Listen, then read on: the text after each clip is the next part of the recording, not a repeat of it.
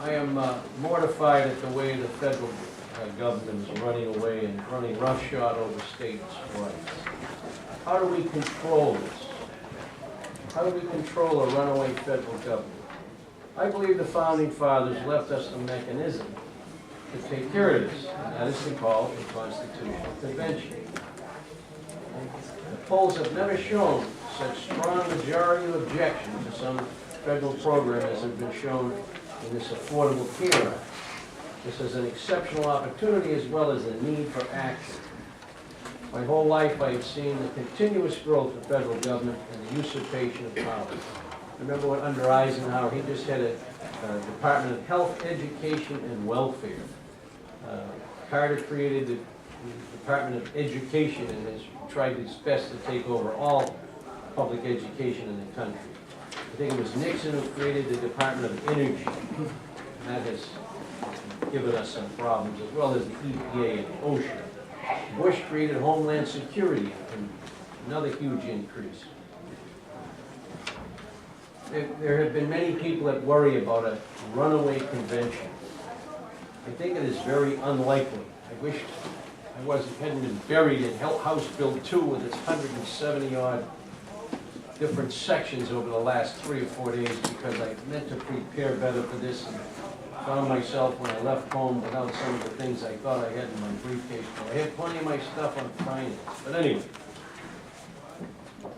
there was a piece circulating after the last election that showed the counties that McCain carried and the counties that Obama carried, which gives you an idea of the states that they both carried.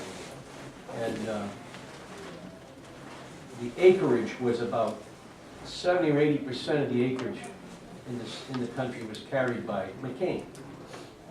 A small percentage of the acreage was carried by Obama. And the crime rates and the home ownership were drastically different in the two populations that voted for those two people. And I look now at this thing, and I meant to get my color copying going, and I got 0 out of it. So I'll pass this around. It shows you party control of legislatures.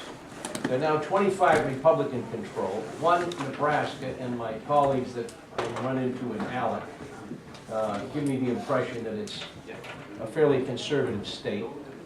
And then there's 8 that are split control and 16 that are Democrat controlled. So there was also a thing circulating on the internet that showed how red the states had become. So my contention to you, pass this around, my contention to you is that a runaway convention would require 3/4 of the states to verify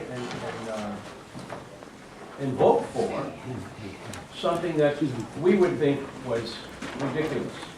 So when it comes to each state having the same voting power, it would clearly go in a conservative direction.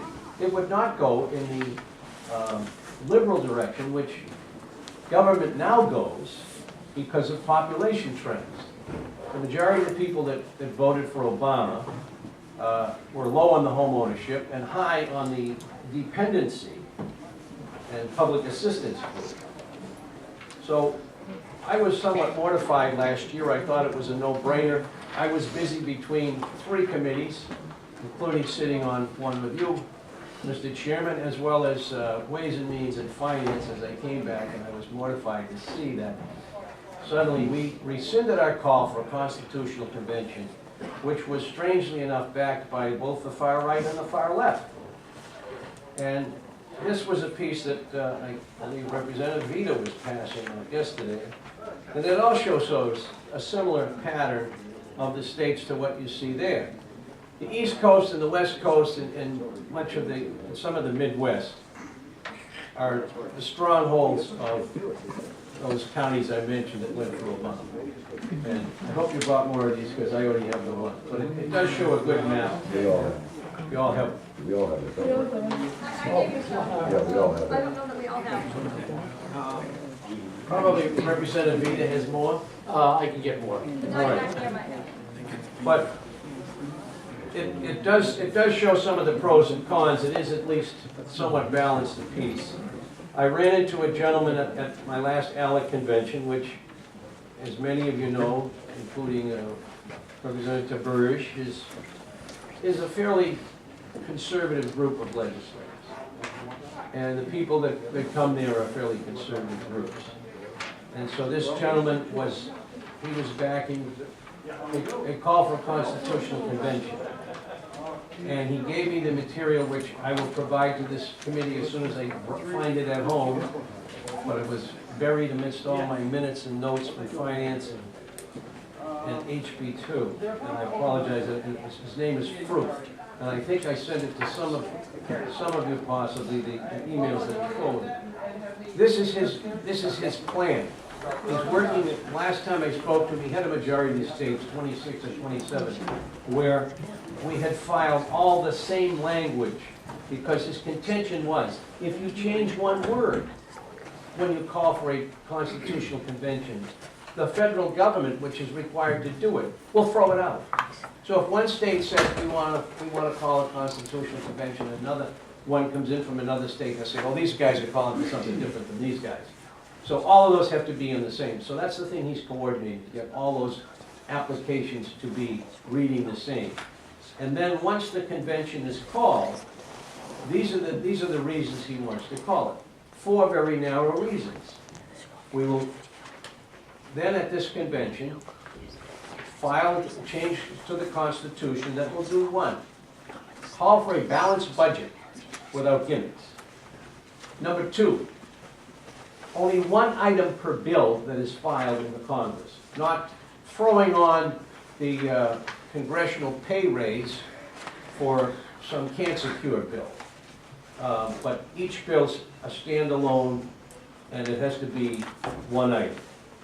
Number 3, the states will then have the power to negate some program. If a majority of states say, Affordable Care Act is going to bankrupt us, then that majority of states will then be able to say, we have nullified the federal law. That is the 3rd thing. And the 4th thing he would put in would be that states can then initiate on their own, with a vote of 3/4 of the states, they could then call for a constitutional amendment without having to go through the convention process. So it would be very narrow. The state initiates an amendment to the Constitution and circulates it around all the other 50 states, and if they can get 3/4 of them to agree, it becomes part of the Constitution. So that seemed to me like an excellent idea. If we start out at its inception to narrow the subject of that constitutional convention, then the 3rd thing that's required of the next thing that's required of the states are all the delegates that we appoint in each state that then call for a constitutional convention would have its delegates under oath to restrict their discussion to those 4 proposals. Should they stray, then we would say, whatever we want to say. The appointing authority is the legislature. You're a legislator, you're no longer. You're thrown out of the legislature, whatever penalty we want. You'll go to jail for a month, we'll fine you $1,000, you'll be charged with a misdemeanor. It's up to the states to decide what the punishment would be if the delegates stray from the very narrow program that we are trying to coordinate among the several states. So, balance the budget, 1 item per bill. States can negate federal programs if they are if the majority of states say so, and the 4th is states can initiate amendments to the Constitution, which, under some of the papers that Madison wrote, was his idea of the design. So I'm sorry I don't have things to hand out, I'm not better prepared, but I've worked on this for a while, and it's just been all supplanted by being buried in the budget. My apologies, but I'll do my best to answer your questions. Thank you very much. Thank you, Madam Chairman. Thank you for taking my question, Representative. You don't see a danger in having a say a constitutional convention that would open it up and they could end up changing our entire constitution. Who knows what they could do with it? That's why I say the safeguards are those red states. Any change to the Constitution requires 3/4 of the states to concur. You may get the East Coast and the West Coast to think something is wonderful, and they may be able to elect a president who thinks socialism is fine. But if the states have a vote, each state has the vote, instead of populations have a vote, it's a state. So that's the safeguard, that's the biggest safeguard, is the majority of states are on the conservative side. And the next thing is, what we as all the states coordinate, we send those delegates forward with a very narrow program and penalties if they don't obey the program. Follow up? Yes, thank you.